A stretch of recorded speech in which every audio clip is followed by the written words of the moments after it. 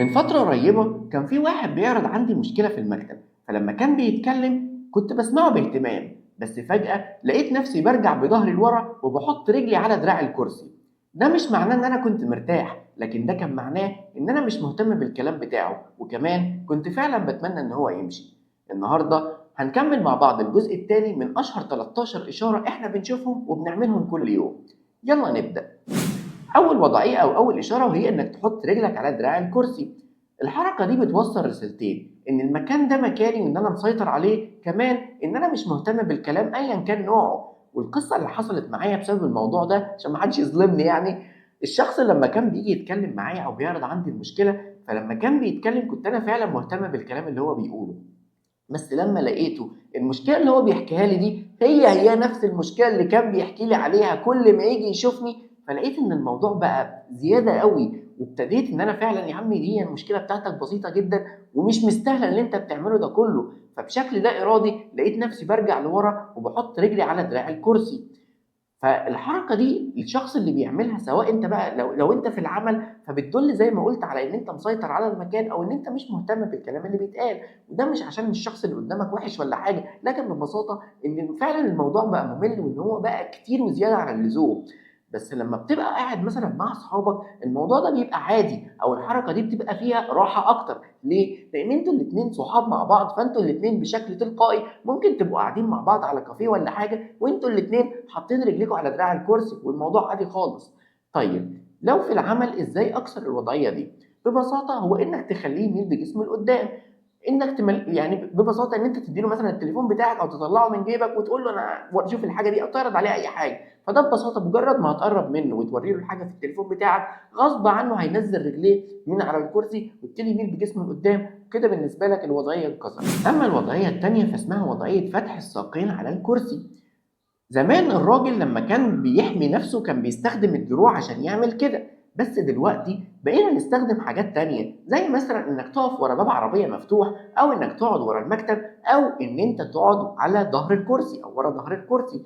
فالحركة دي اللي بيعملها الشخص بتدل على ان الشخص ده عنده تحفظ، كمان عنده عدوانية ورغبة في السيطرة على مجرى الحوار، وخصوصا لما بيبقى مثلا الحوار ممل هو عايز يفرض سيطرته والكلام ده كله، فبيبتدي يعمل الوضعية دي.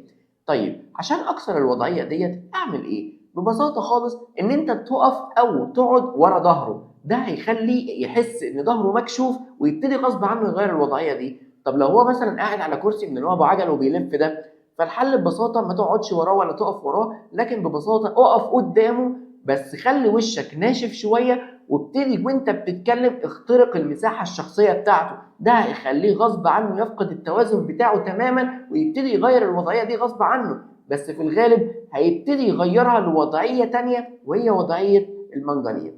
وقبل ما نكمل ونعرف ايه هي وضعيه المنجنيق، لو المحتوى ده فادك ما تنساش تشترك في القناه، وكمان كل سنه وانتم طيبين بمناسبه عيد الاضحى، وان شاء الله السنه الجايه نكون كلنا على عرفات. والنهارده وصلنا 170 اخ واخت، وان شاء الله المحتوى الجاي يكون اقوى من كده بكتير، وان شاء الله يكون عند حسن ظنكم.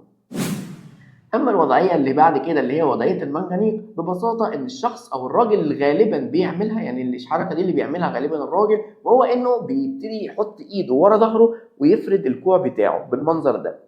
ودي طبعا حركه بتدل بقى على مش الراحه بس، ده الراحه والاستعلاء والغرور، وقول زي ما انت عايز تقول. فالشخص اللي بيعمل الحركه دي لسان حاله بيقول انا مسيطر على كل حاجه وعندي حلول لكل المشاكل، وانا عندي اطلاع ودرايه كافيه بكل الحاجات اللي في الدنيا يعني.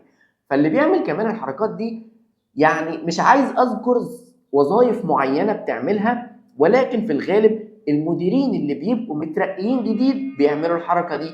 كمان الشخص المتعالي بيبتدي يعمل الحركه دي لانه بيبقى شايف ان هو اذكى واحد موجود في الكوكب، وان الشخص اللي قاعد قصاده ده يعني ده محظوظ جدا ان هو قاعد معاه عشان يتعلم من الذكاء بتاعه، اللي هو يعني سلام على التواضع يعني بمعنى اصح.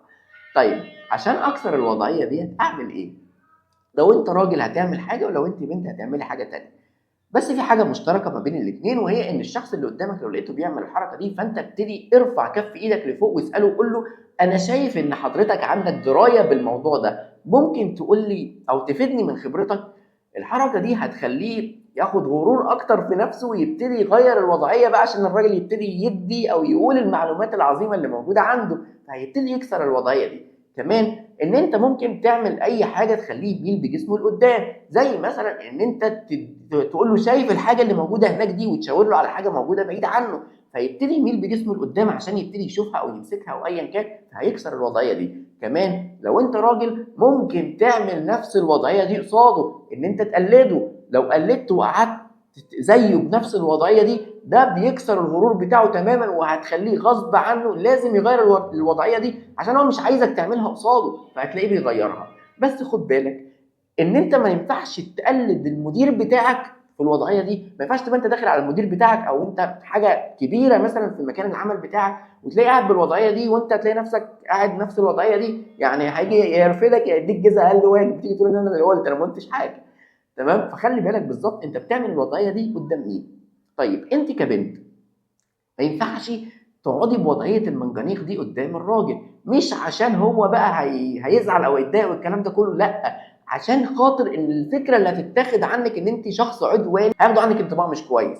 طب تعملي ايه لو لقيتي الشخص اللي قدامك قاعد بالوضع ده؟ ببساطه خالص ان انت وانت بتتكلمي، طول ما الشخص اللي قدامك قاعد بوضعيه المنجنيق، خليكي تتكلمي وانت واقفه، ما تقعديش. كونك واقفه وانت بتتكلمي ده هيخليه يغير الوضعيه، لانه هيحسسه ان في حاجه مش مظبوطه، فهيبتدي يغير الوضعيه. اول ما يغير الوضعيه ابتدي ارجعي اقعدي تاني، ولو رجع عملها تاني فارجعي اقفي تاني وانت بتتكلمي. طيب الوضعيه اللي بعد كده وهي اسمها وضعيه الاستعداد في المفاوضات، او ان هي بتقول يا يا لا. الوضعيه دي ببساطه بيعملها الشخص وهو قاعد. لو انت بتتكلم مع شخص وبتعرض عليه فكره منتج او بتعرض عليه راي معين ليك، عايز تقنعه بيه، فانت هتلاقيه وهو يعني خلاص فكر وهيبتدي ياخد وضعيه كده اسمها وضعيه الاستعداد، وهي ببساطه ان هو بيحط ايديه الاتنين بالمنظر ده، بيميل بجسمه لقدام بالطريقه دي، بيحط ايديه الاتنين على ركبته او على دراع الكرسي وبيميل لجسمه لقدام، عشان بيبقى استعداد ان هو هيقول يا هيقول لا. فانت خد بالك بقى من الحركات اللي هيعملها بعد كده.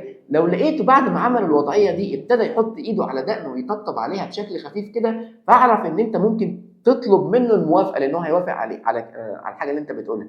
لكن لو لقيته بعد وضعيه الاستعداد دي ابتدى ياخد وضعيه تانية الدراعين، فاعرف ان هو مش هيوافق على اللي انت بتقوله، فالحل ان انت يا تنهي الموضوع يا تغير الكلام يا تحاول تقنعه بصوره اكبر شويه.